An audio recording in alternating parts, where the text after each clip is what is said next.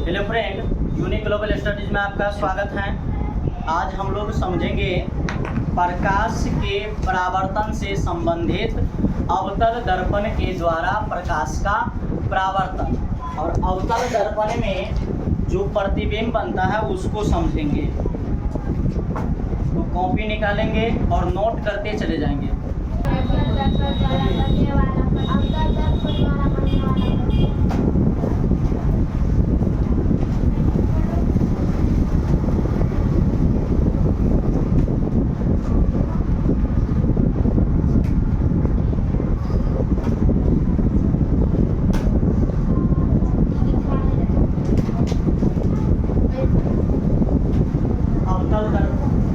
Heading में लिखेंगे अवतल दर्पण द्वारा बनने वाला प्रतिबिंब।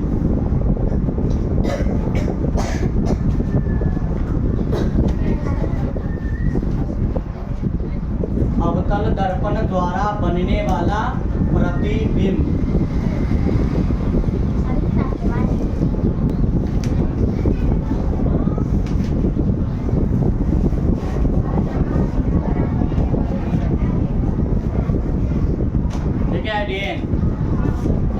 लिखेंगे, नीचे से लिखेंगे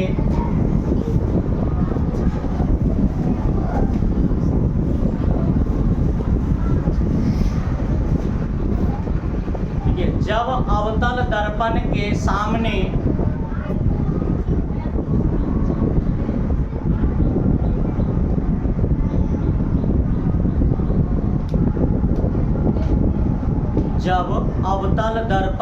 सामने एक वस्तु रखी जाती है, जब अवतल दर्पण के सामने एक वस्तु रखी जाती है तो एक प्रतिबिंब प्राप्त होता है। अवतल दर्पण के सामने जब एक वस्तु रखी जाती है तो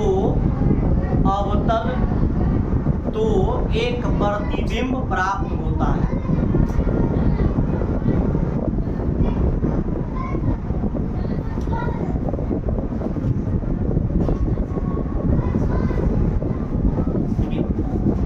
आगे लिखेंगे प्रतिबिंब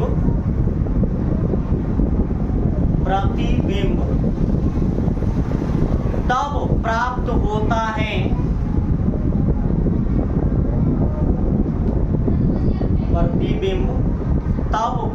होता है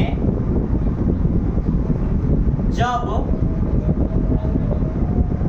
कम से कम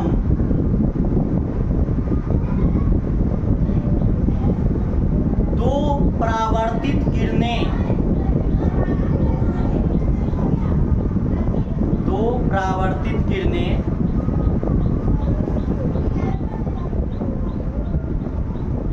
एक बिंदु पर मिलती हैं। जब कम से कम दो परावर्तित किरणें एक बिंदु पर मिलती हैं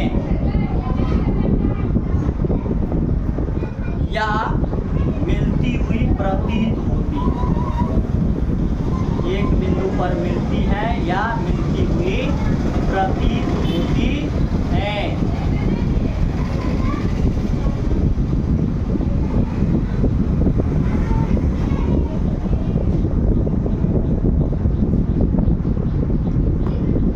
अब देखिए यहाँ पे क्या बोला गया है कि अवतल दर्पण के सामने एक वस्तु रखी है तो उसका एक प्रतिबिंब प्राप्त होगा। वस्तु कोई भी हो, प्रतिबिंब प्राप्त होगा।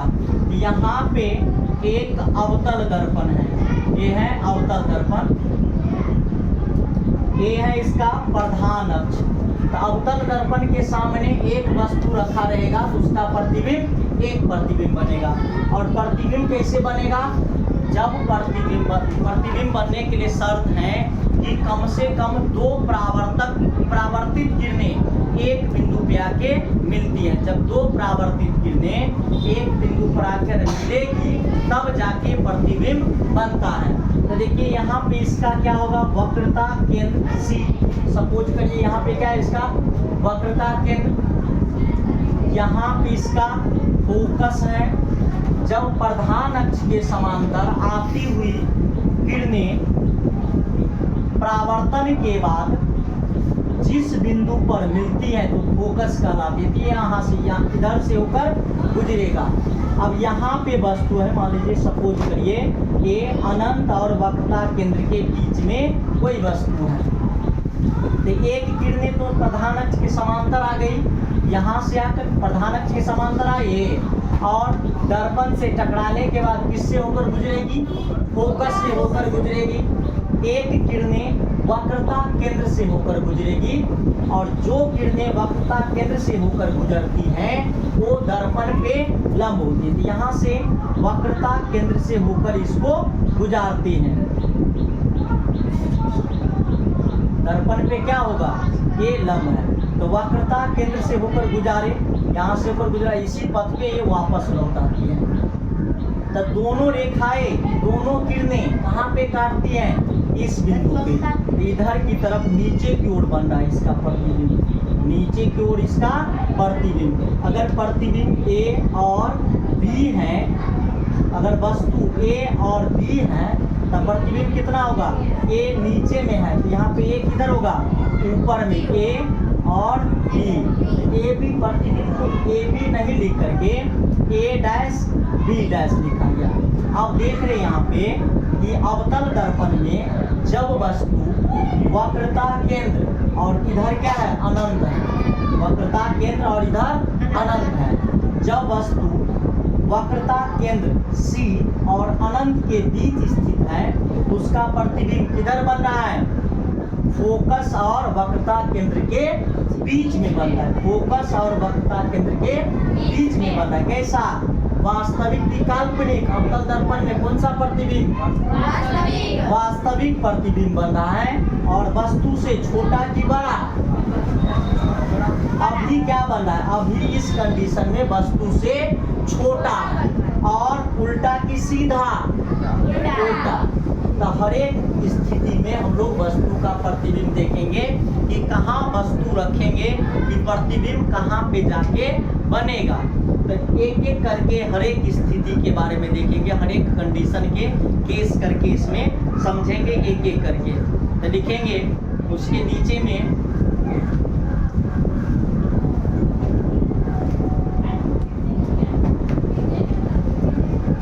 देखिए, प्रतिबिंब प्राप्त करने के लिए, प्रतिबिंब प्राप्त करने के लिए, प्रतिबिंब प्राप्त करने के लिए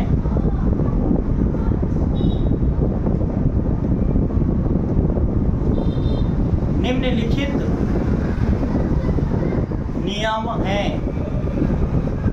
प्रतिबिंब प्राप्त करने के लिए निम्नलिखित नियम हैं।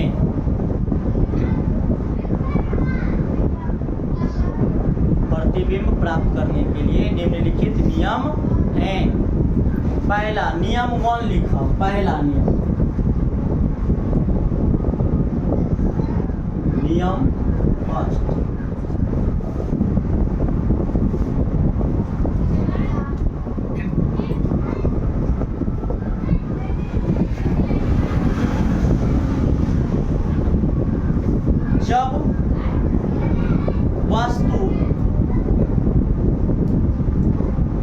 जब वस्तु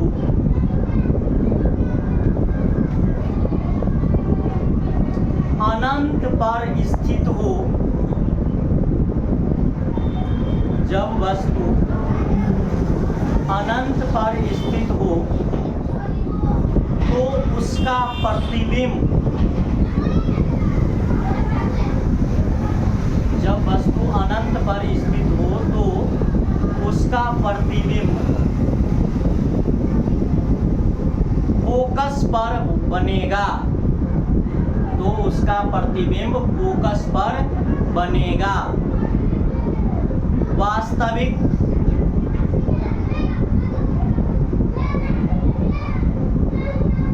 कॉमा, वास्तविक कॉमा उल्टा और बिंदु के आकार का, वास्तविक उल्टा और बिंदु के आकार का, इसका चित्र बनाएंगे।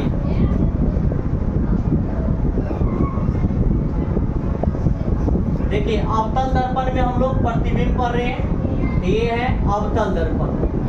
अवतल दर्पण के द्वारा बनने वाला प्रतिबिंब, ये है एम डाइस दर्पण, एम डाइस दर्पण है। ये इसका प्रधान अक्ष, क्या है? प्रधान अक्ष। क्या है इसका नाम? प्रधान अक्ष का हम लोग प्रधान अक्ष को XY से लिखते हैं, ये प्रधान अक्ष है। यहाँ पे इसका वक्रता केंद्र है और यहाँ पे क्या होगा? इसका फोकस होगा। तो देखिए फोकस यहाँ पे है। जब वस्तु अनंत पर स्थित हो, वस्तु कहाँ हो? अनंत पे, कहीं पर भी स्थित हो सकता है, बहुत दूर। दर्पण का जो वक्रता केंद्र है उससे बहुत दूर स्थित है। ये वस्तु दूर स्थित है तो प्रधान अक्ष के समांतर आएगी प्रकाश की किरणें। दर्पण से टकराने के बाद, अवतल दर्पण से टकराने के बाद नीचे की ओर मुड़ती है, क्योंकि अवतल दर्पण अभिसारी दर्पण है। टकरा करके कहाँ पे आ रही है? फोकस से गुजर रही है। इधर से गुजरेगी, फोकस से होकर गुजरती है। अब इसका प्रतिबिंब यहीं पे बनता है। जब अनंत से भी कहीं से लाएंगे ना प्रकाश को, वक्रता केंद्र से गुजारेंगे तो यही पे आके करती है, फोकस के आसपास बहुत छोटा आकार में बनाता है, इसका प्रतिबिंब बनाता है। इस प्रकार से इसका चित्र बना लेंगे। ये है जब वस्तु अनंत पर स्थित हो तो उसका प्रतिबिंब किधर बनेगा? उसका प्रतिबिंब फोकस पर बनता है, वास्तविक, उल्टा और बिंदु के आकार का, बहुत छोटा। इतना बड़ा भी वस्तु क्यों ना, उसका प्रतिबिंब बहुत छोटा बनता है, बिंदु के आकार का। तो पहला कंडीशन समझ में आ गया। आया समझ में? चित्र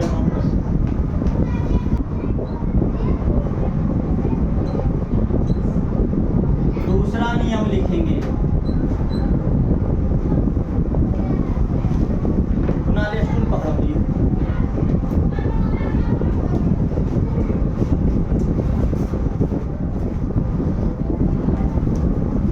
नहीं पा रहा है, उसका कपार जड़ल है।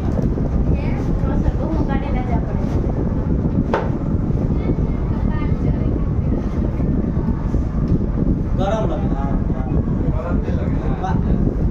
हवा बहेगी।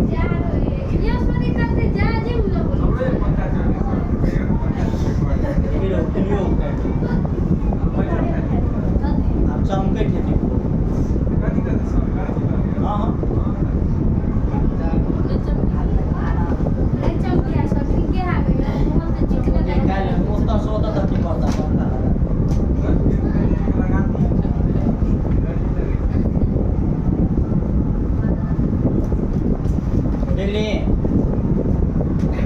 दूसरा नियम लिखेंगे। दिखाई है, देखिए जब वस्तु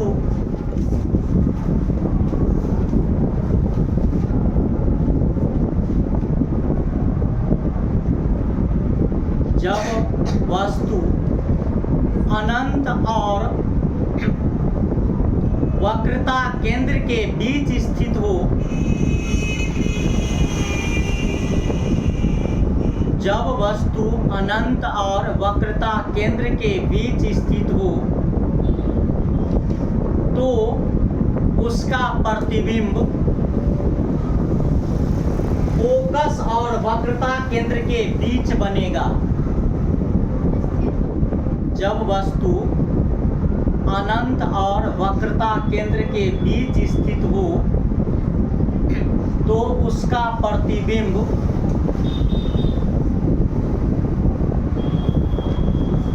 फोकस और वक्रता केंद्र के बीच बनेगा। तो उसका प्रतिबिंब फोकस और वक्रता केंद्र के बीच बनेगा।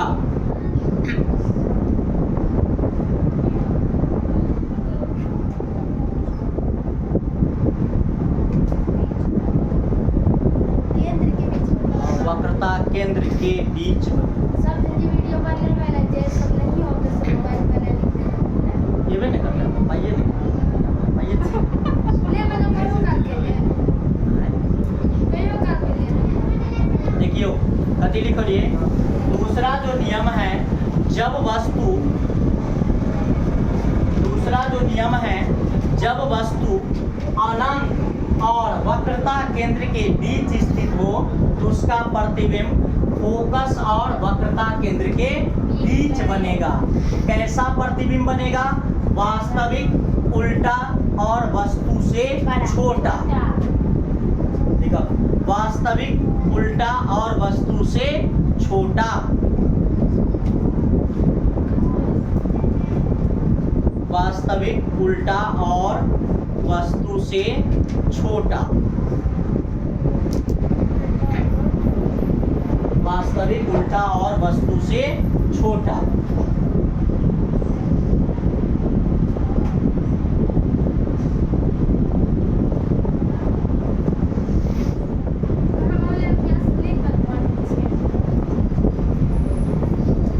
ये क्या है? देखा लीजिए, ये कौन सा दर्पण है? अवतल दर्पण।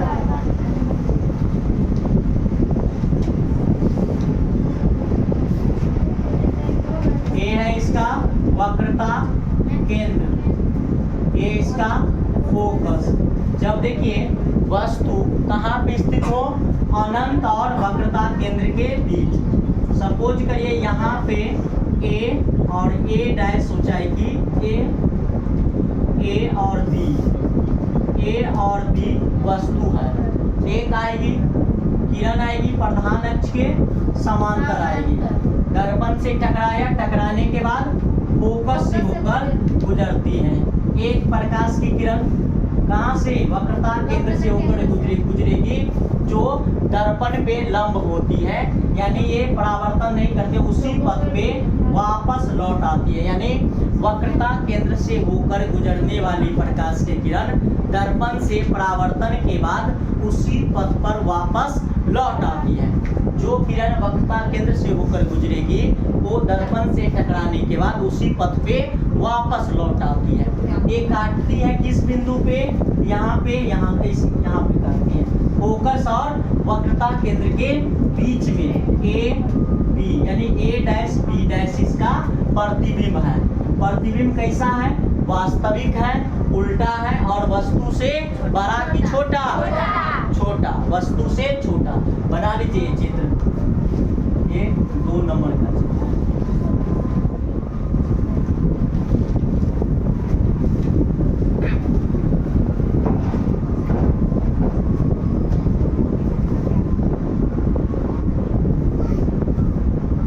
एरो लगे हुए,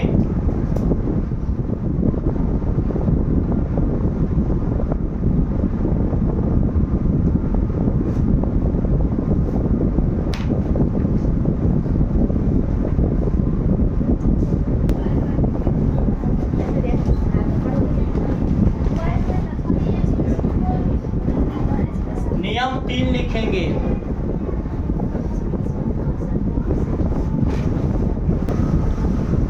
तीसरा नियम लिखेंगे, जब वस्तु वक्रता केंद्र पर स्थित हो तो उसका प्रतिबिंब वक्रता केंद्र पर ही बनेगा। वास्तविक, उल्टा और वस्तु के आकार के बराबर।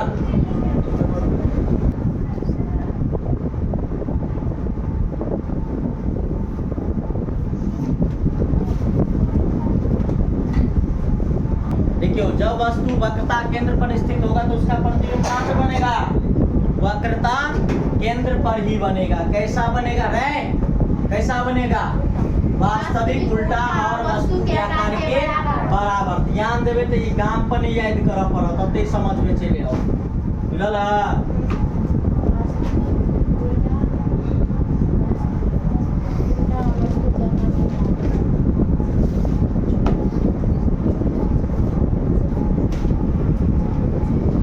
ये कौन दर्पण है? अवतल दर्पण। इसका यहाँ पे वक्रता केंद्र है। यहाँ पे क्या है? वक्रता केंद्र। जब वस्तु को यहाँ पे रखा गया, ए बी वस्तु है, एक किरण आएगी प्रधान अक्ष के समांतर, दर्पण से टकराने के बाद फोकस से होकर गुजरती है। यहाँ पे इसका फोकस है। अब ये जो है एक किरण आएगी कहाँ पे? देखिए इस पे अभिलंब डालेंगे, दूसरा किरण को दर्पण पे अभिलंब डालेंगे। जो किरण दर्पण पे अभिलंब होती है वो देखिए परावर्तन के बाद प्रधान अक्ष के समांतर गुजरती है। जो किरण दर्पण पे अभिलंब होगा ना वो परावर्तन के बाद प्रधान अक्ष के समांतर गुजरती है। तो देखिए इसको यहाँ पे अभिलंब डाले, यहाँ पे अभिलंब डाले, ये प्रधान अक्ष के समांतर होकर गुजरेगी।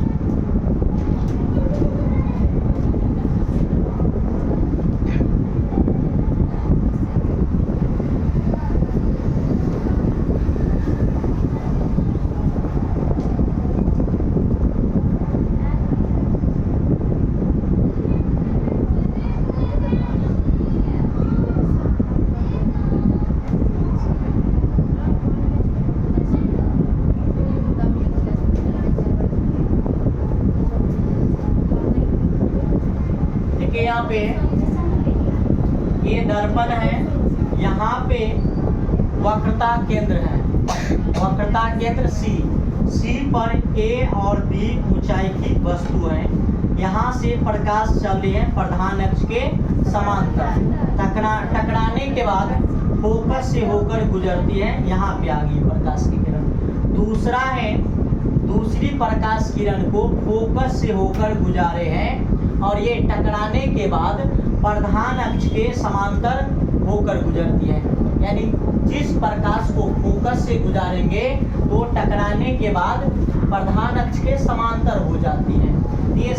ये जो है प्रकाश किरण फोकस से गुजारे और टकराने के बाद ये प्रधान अक्ष के समांतर हो जाती है और दोनों किरणें जिस बिंदु पर काटती है यहाँ पे, यहीं पे इसका प्रतिबिंब बनता है। तो ये वक्रता केंद्र पर काटती है, इसका प्रतिबिंब वक्रता केंद्र पर ही बनता है। तो इसे हम कह सकते हैं अर्थात जब वस्तु वक्रता केंद्र पर स्थित हो तो उसका प्रतिबिंब वक्रता केंद्र पर ही बनता है, वास्तविक उल्टा और वस्तु के आकार के बराबर। देख रही जितनी ऊंचाई की वस्तु है उतनी ऊंचाई का लगभग में प्रतिबिंब बना है, तो वास्तविक है, उल्टा है और वस्तु के आकार के बराबर है। नोट करिए।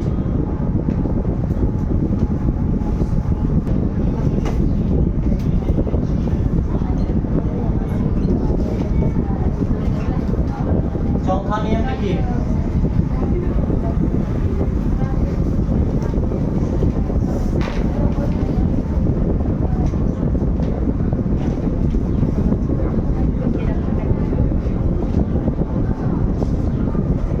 लिखा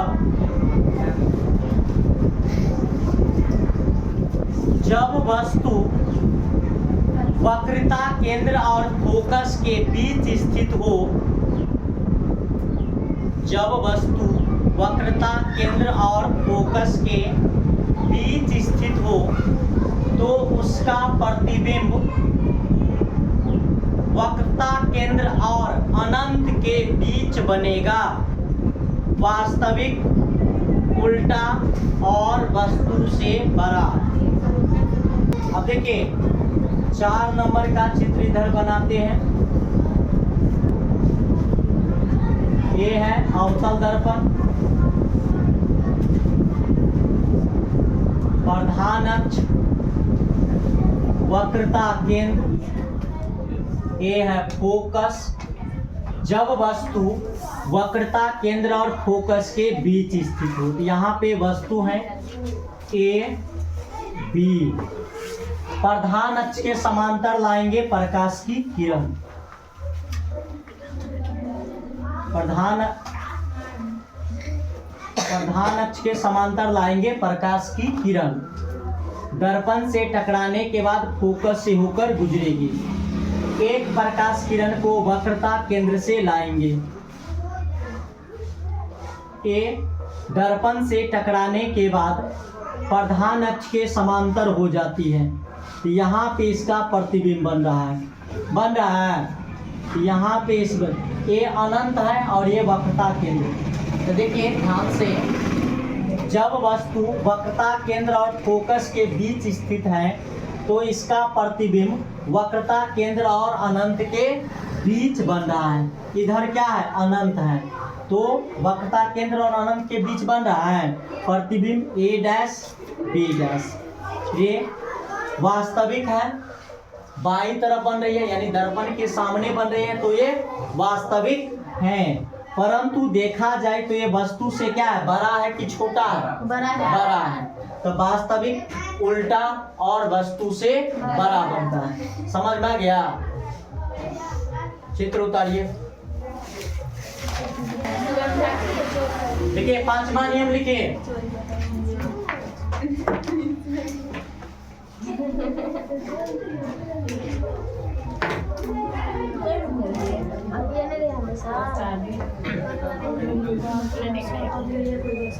लिख लिए लिखा है। जब वस्तु फोकस पर स्थित हो तो उसका प्रतिबिंब अनंत पर बनेगा। वास्तविक उल्टा और वस्तु से बहुत बड़ा।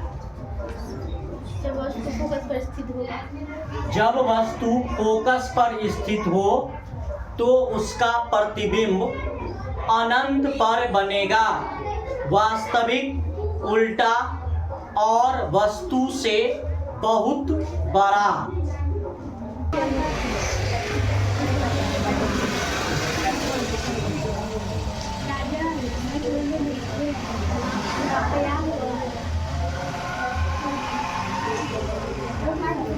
देखिए अवतल दर्पण है, ये है इसका प्रधान अक्ष। यहाँ पे इसका वक्रता केंद्र है सी, यहाँ पे फोकस है एफ। जब वस्तु फोकस पर स्थित हो, फोकस यानी एफ पे स्थित हो, तो एक रेखा आएगी प्रधान अक्ष के समांतर। प्रधान अक्ष के समांतर आने वाली प्रकाश की किरण दर्पण से परावर्तन के बाद किधर होकर गुजरेगी? फोकस से होकर गुजरती है। ये है प्रधान अक्ष के समांतर, परावर्तन के बाद फोकस से होकर गुजर रही है। एक किरण को देखिए, इस पे अभिलंब रखेंगे फोकस पे, इस पे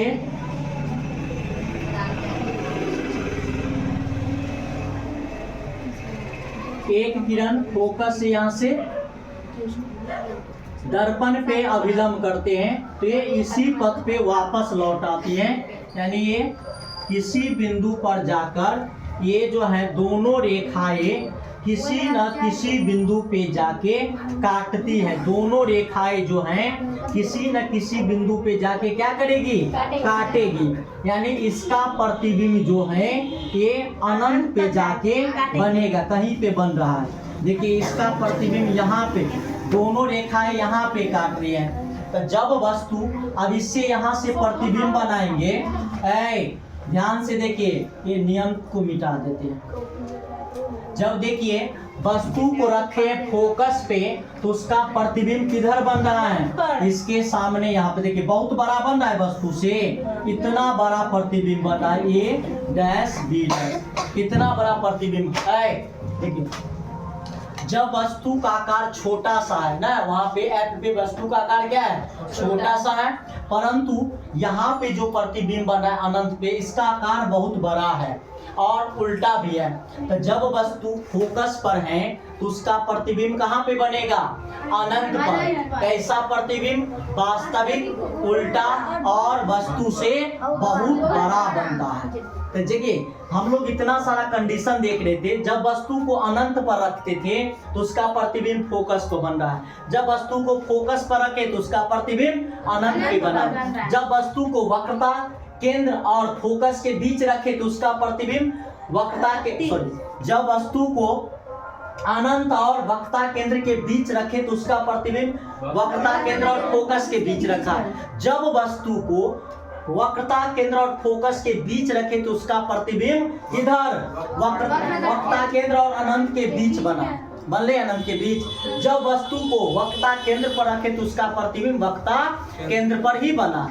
और जब वस्तु आप देखिए इस कंडीशन में अभी जो देखें जो पहला है, पहला प्रतिबिंब का ये क्या है, उल्टा है। पहला का ये क्या है, उल्टा है।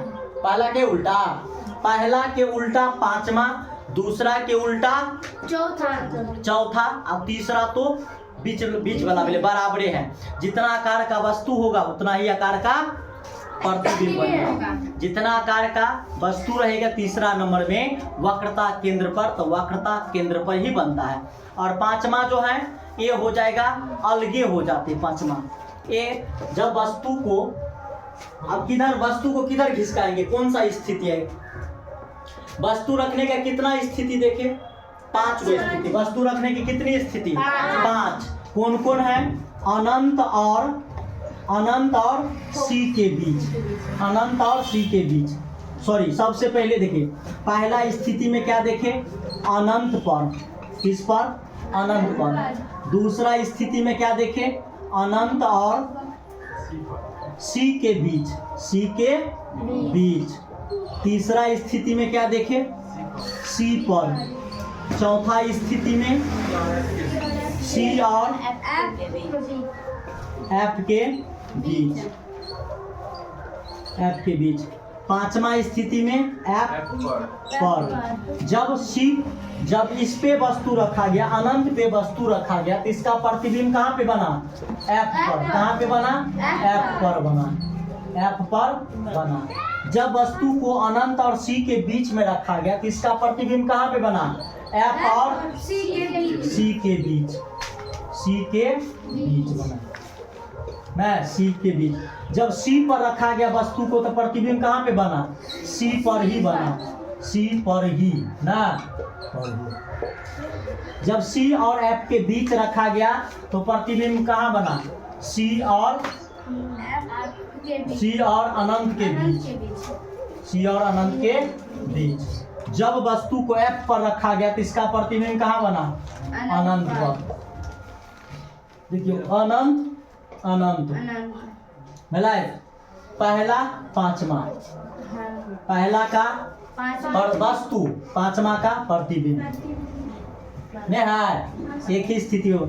दूसरा का वस्तु, तीसरा का चौथा का प्रतिबिंब। तीसरा का वस्तु और प्रतिबिंब दोनों एक ही पर। चौथा का वस्तु, तीसरा का प्रतिबिंब, तीसरा के दूसरा का प्रतिबिंब। पांचवा का वस्तु, पहला का प्रतिबिंब है, अपोजिट।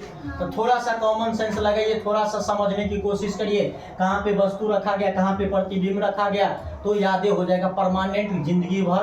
बुढ़ा जाओ लाठी पर चल लगाओ, एकदम पोता पति के शादी ब्याह भ जाए तो सबके सिखा देवे। अगर समझ लिए तो बेटा बेटी के तो सिखाइए देवे, पोतो पोती के सिखा देवे, ओकरो इंजीनियर बना देवे। नहीं आओ बन जेते ना वो सब इंजीनियर, वो रटत रहते, यहाँ के पोता पोती है तो रटत रहते। जब वस्तु को, जब आप लोग बूढ़ा हो जाएंगे तो पोता पोती है तो वो रटते। जब वस्तु को वक्रता केंद्र पे रखा जाता है तो उसका प्रतिबिंब फोकस पे बनता है, वास्तविक उल्टा और वस्तु से पहुंच रहे यानी बिंदु के आकार का। तो कोई नहीं पकड़ना बा रोटी के नहीं कर एना अगला समझा दे छियै। देखिए हाँ बाबा आओ तुरंत ही याद भऽ गेल ना है। तोरा से पूछ तू कौन सर ला पढ़ने से बाबा हमर नाम तो हमरा जमाना में रहे छले वीरेंद्र सर, जे समझा के बढ़िया जगह प्रैक्टिकल से पढ़ा दे छै। देखिए अगला कंडीशन, पांचवा कंडीशन में उतार लेबी। अच्छा फ्रेंड सब अभी उतार ले तो साइड में रफ में ये पहला था, कहाँ पे था पहला, क्या था अनंत पर। इधर क्या है, ये क्या है वस्तु, ये क्या है प्रतिबिंब।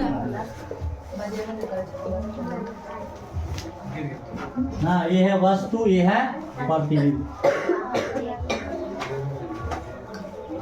ऑनलाइन वाले स्क्रीनशॉट ले लीजिए। नहीं मैंने बात है, हम इनको चाहिए फ्रैंक, पूरा फ्रैंकली है ना, फी के लिए कोनो लोचा है या कोनो फीओ के लिए कोनो लोचा है तो नहीं है ये, माने फी के लिए माने कोनो प्रॉब्लम नहीं, जरा नहीं है आर्थिक स्थिति कमजोर है ओकरा फ्री में पढ़ाई चले, जरा मम्मी पापा अगर एक्सपायर कर गए ओकरा फ्री में चलते हैं, जरा अगर नहीं दे के सक्षम है तो 2 महीना लेटो 4 महीना लेटो चलेगा, परंतु अपना ग्राम पंचायत में एना दोसर जगह नहीं है।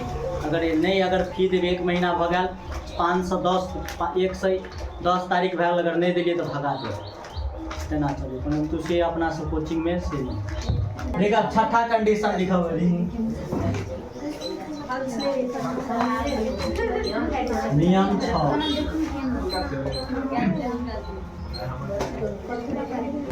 देखा छठा कंडीशन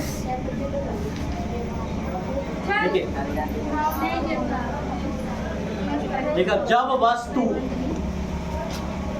फोकस और ध्रुव के बीच स्थित हो, जब वस्तु फोकस और ध्रुव के बीच स्थित हो तो उसका प्रतिबिंब दर्पण के पीछे बनता है, काल्पनिक, सीधा और वस्तु से बड़ा। जब वस्तु फोकस और ध्रुव के बीच स्थित हो तो उसका प्रतिबिंब दर्पण के पीछे बनता है, वास्तविक, सीधा,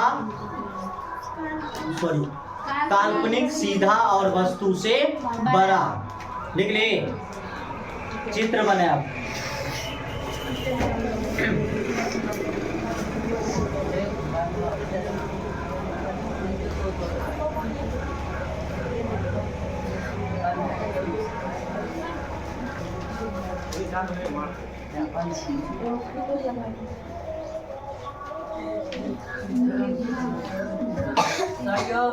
सातवां वाला के कोचिंग भरने की खुलल है।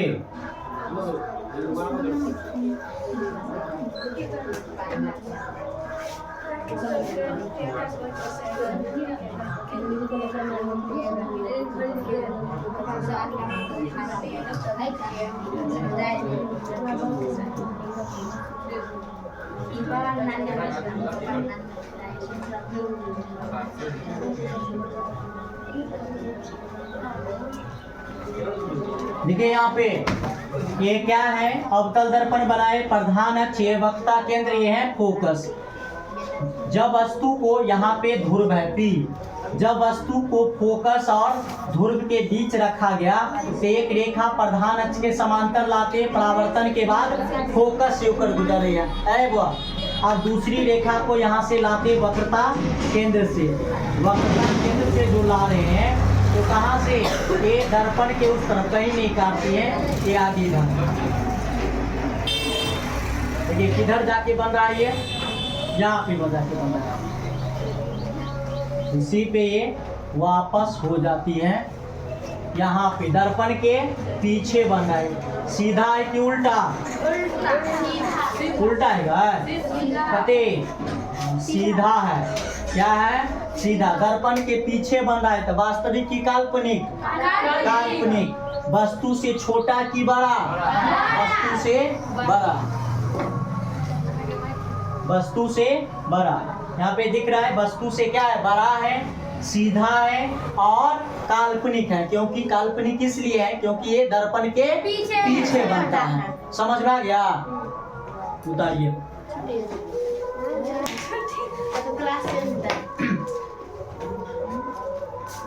कल हम लोग समझेंगे उत्तल दर्पण में बनने वाला प्रतिबिंब की स्थिति। इसको पूरी तरह से समझ लीजिए अच्छे से। इसके आगे नेक्स्ट क्लास में समझेंगे। तब तक के लिए धन्यवाद, थैंक यू।